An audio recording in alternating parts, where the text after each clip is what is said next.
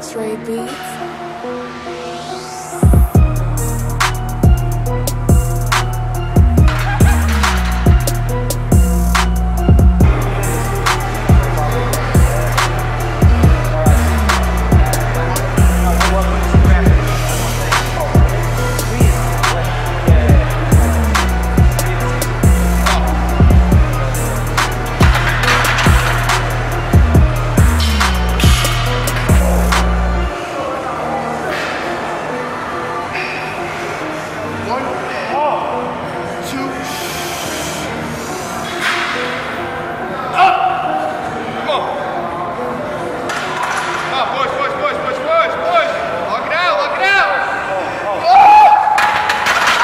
What is up, YouTube? It's the boy American Elephant, and this video is going to be about how I built my deadlift up to 700 pounds. But yes, a normal workout for me is pretty much going into the gym, warming up to something that I can get bang out about 10 to 12 reps. If I can't bang that much weight out consistently for 4 sets, then the weight's too heavy for me. Once I'm finished doing all that volume at the beginning of my workout, then I try to work up to a heavy single, which is probably around a RP 8.5 to RP 9. And another tip that I can give you guys to help you guys build a stronger deadlift is, and I've noticed this, a lot of people need to not be afraid to lift without your belt.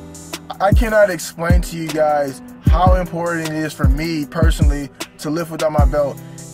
To start things off, when you lift without a belt, it helps develop your lower back a lot faster than when you're using a belt.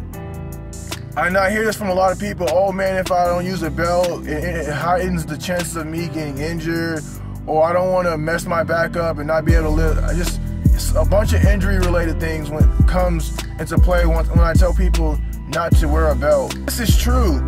Yes, when you take your belt off and you deadlift, and you're lifting a good amount around an RPE 7 and higher, there's a good chance that you might tweak your back or pull your back.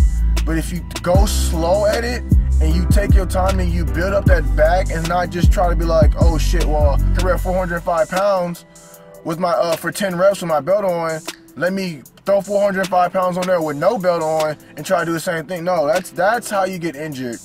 It's a slow process trying to build your back up to a decent amount of weight without your belt. Another common question I get asked about for my deadlifting is what auxiliaries do I find best to help build a strong deadlift. And for me personally, my favorite back workouts are the lat pull down.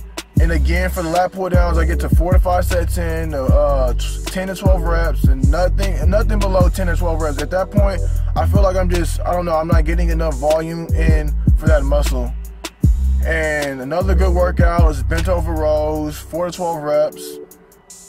Another favorite of mine is seated rows, 4 to 12 reps, making sure you get the full extension, not just going through the motion. And that's another thing too I notice about a lot of people. The people I've noticed is when they're powerlifting, they give it their all, man. Like, they put their techniques in, they put everything in, they just put all their effort into powerlifting. But building the muscle after the powerlifting, like doing bodybuilding style workouts, is key too. You know, a lot of people that will go, once they finish doing powerlifting, they're gonna go to their bodybuilding portion or whatever you want to call your volume portion of the training. Then they'll go and they just BS it. They just go through the range, they go through the motion, just pull it, like not trying to get a good squeeze, not trying to make anything like burn or anything. They just try, oh, I got 4 sets of 8 today, I'm gonna just. And that's the thing.